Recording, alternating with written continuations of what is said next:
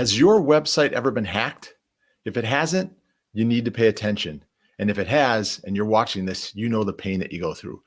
My name is Dr. Derek Barron. Welcome to Practice Insider's Edge. We work with private practice healthcare individuals to help them grow and scale their practice from a digital marketing perspective, lead generation, coaching, consulting. So if anything like that you could benefit from, we'd love for you to reach out. We'll give you some contact information here at the end. But today I want to share a presentation with you about what you can do to make sure your website won't get hacked. Now, that's not 100% controllable. It's sometimes out of your control because the hackers are always one step ahead of us, but I'll show you tips and tricks that you can do to make sure it's protected. And if you have any questions about this, again, feel free to reach out. So let me share the screen with you here. So add a screen, here we go. So again, I want to show you what you need to know about protecting your website so it doesn't get hacked. So if you're paying attention, you know that cybercrime is no joke. And this, sounds kind of weird. It's like I'm doing a commercial for, LifeLock or something, but it's not. But you have patient information. HIPAA violations are extremely costly, not only financially, but you lose patients from that. And one way they can get into that is to access your website. We don't want that to happen. So in 2021, cybercrime will cost the world $6 trillion annually. And the projections indicate that the number will double in just a few years. So it's happening, whether you think it is or not, it's happening out there. So it's scary. I know it is. So yikes, we just don't want it to happen. The real question is, what are you doing to protect yourself and your practice? So if all you're doing is updating your antivirus software and filtering out spam, you're still vulnerable. It's not addressing the issue. So I ask you a question. Are you scared about what could potentially happen? And the truth is you should be. So here are 6 tips you can use to protect your website and the data you have about your practice and your patients. Number 1, keep all of your software updated. So have you ever received a notification that your software needed an update and yet you delayed on that because it wasn't a convenient time? You need to make sure you're updating as soon as possible. Whether you use a Windows or a Mac, you need to make sure you're updated. The answer to that is probably yes, and yet delaying updates to your website can leave you vulnerable to hackers, and we just don't want that to happen for you. One of the best ways you can protect your site is to install all updates and patches as soon as they're available. Any software application or plugin you use should be as up to date as possible at all times. If you use a WordPress website, or the company that hosts your site, if they use a WordPress website, hopefully they're putting these updates in place and they're doing, updating your plugins, because there's always ways in which people can do that. And with what's called the PHP inside of that, sorry for the technical terms, but you don't want that to be an issue on your site. Number 2 is install an SSL certificate on your site.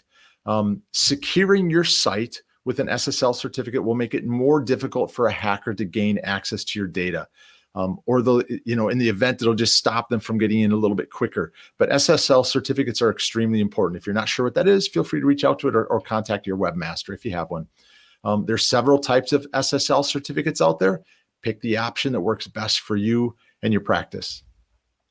Require strong passwords. So the question is, when was the last time you changed the website access password? If it hasn't been for a while, you want to get on that. Make sure that, if you answered no to that, or it's been a long time, it's time to create a new password. And it's critical. Use one that has upper, lowercase letters, numbers, and special symbols.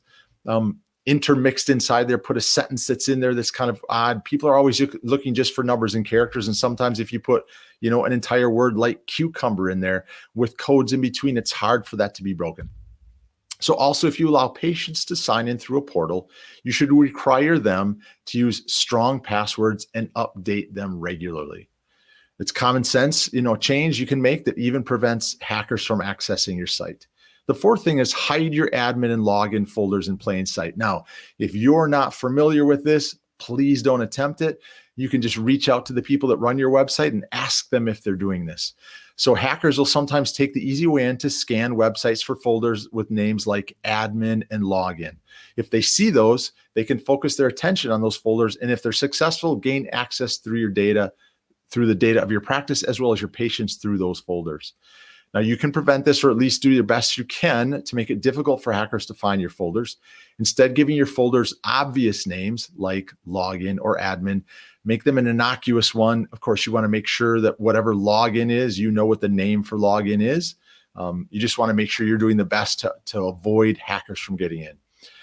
A determined hacker is going to get in almost no matter what. They don't always go after healthcare people because you're not like an e-commerce site, but you still want to make sure you're doing what you can to make it more difficult for them to access it.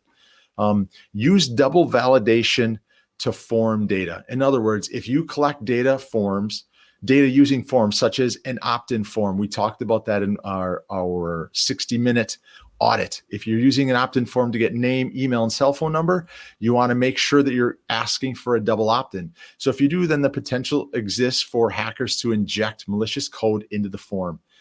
If your form is a one and done format, you're making it easier for them to get in, and you want to make sure you make it difficult. So you may want to change that. The solution to that is to use a double validation for all your forms. You can put like a CAPTCHA on the bottom to make sure it's also not a robot that's going in. So there are two ways you can do this.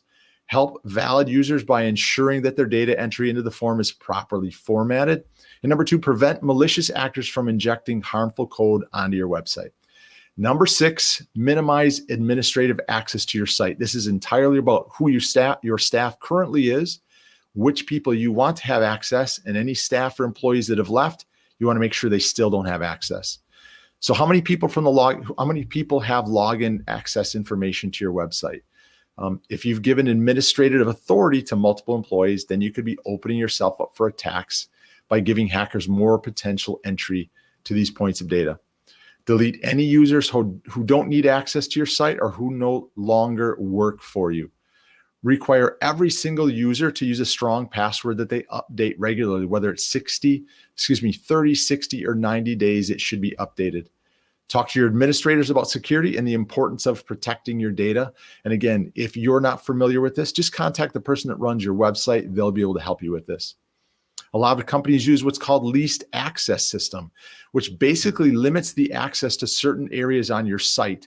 So for a certain employee that doesn't have anything or any need for that, you would just limit their access to gain on the site. It also limits the ability for a hacker to get into. So website security should be a priority for you in your practice.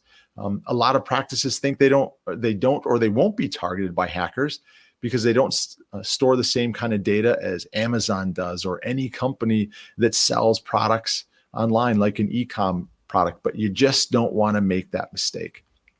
So even a small data breach can be an irreparable harm to your practice, causing you to lose money. And at worst, it's going to damage the trust you've built with your patients. You just don't want that to happen. So I appreciate you taking the time with me here. That's our contact information. Let me remove this here. So as we always say, we're here to help you in your practice. We want to help you grow and scale. We work with private practice healthcare individuals. And if you are interested in any information about this, just put the word in the comment below here as far as hackers, or you can sign up for one of the forums on there and we can have a conversation with you. I would have to say this is probably one of the most boring presentations that you're going to go through, but it is important to make sure your site is hack proof.